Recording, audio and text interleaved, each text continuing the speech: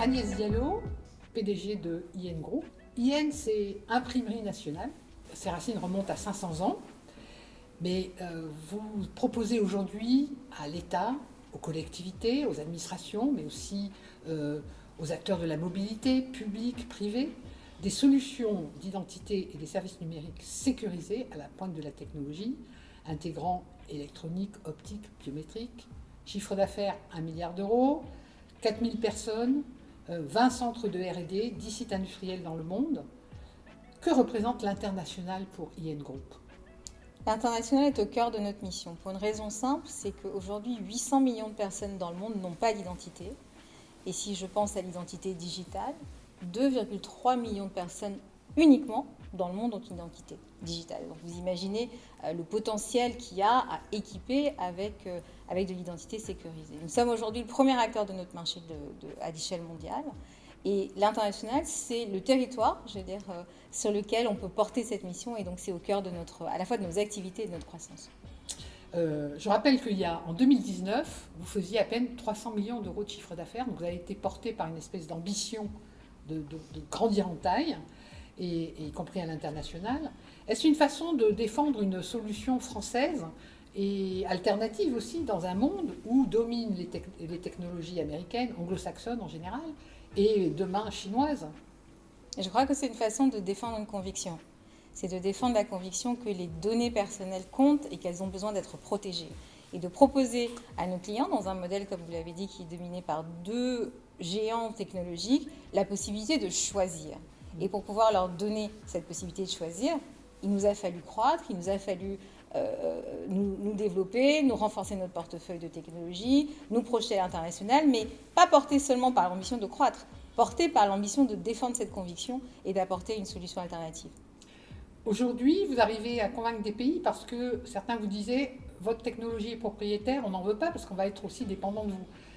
Et donc, vous avez fait l'effort de développer des technologies open source qui vont permettre, dont ils vont s'approprier en fait tous les ressorts.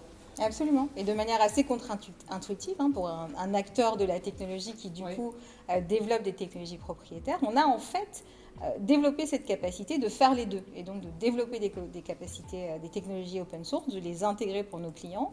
Et on emmène nos clients sur une réflexion différente, qui est qu'en fait, l'opposition apparente entre open source et propriétaire est sans doute pas la bonne manière de le penser. Et que la bonne manière de le penser, c'est plutôt l'interopérabilité. La capacité de faire parler ensemble toutes ces technologies. Pourquoi ?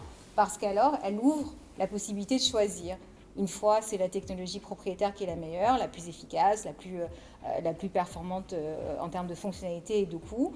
Une autre fois, c'est la technologie open source. Et pour pouvoir les marier et avoir la possibilité de ce choix, en réalité, c'est une infrastructure interopérable qui le permet. Et donc, on emmène nos clients sur cette capacité-là.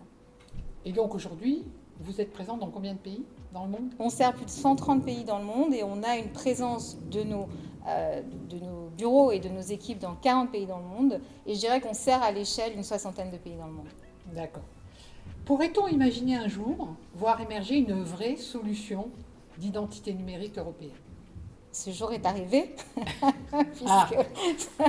puisqu'il existe déjà, porté par le paquet réglementaire EIDAS V2, qui s'appelle EIDAS V2, une solution qui va arriver dans votre téléphone mobile d'ici la fin de l'année, qui s'appelle le portefeuille européen citoyen et qui sera suivi l'année prochaine par un portefeuille européen professionnel et qui va vous permettre de garder la maîtrise de votre identité, de vous en servir que vous soyez en France, en Pologne, en Roumanie, en Espagne, pour signer, archiver les documents et un certain nombre d'autres services. Et cette technologie, elle existe déjà aujourd'hui et nous la maîtrisons.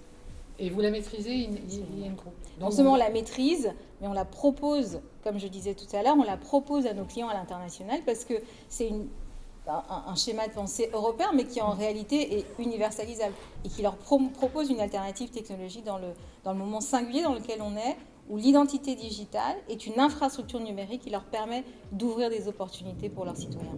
Pour conclure, beaucoup d'entreprises seraient tentées d'être un peu frileuses à l'heure actuelle vis-à-vis de l'international, vu le contexte un peu chaotique que nous traversons. Qu'est-ce que vous leur diriez ? Je leur dirais foncez, foncez, parce que ce contexte, il est aussi une opportunité. pour les entrepreneurs et pour les entreprises françaises en particulier. Je pense qu'il y a des belles perspectives de croissance et elle crée une opportunité à les saisir. Et donc, plus que jamais, foncez. Merci. Merci à vous.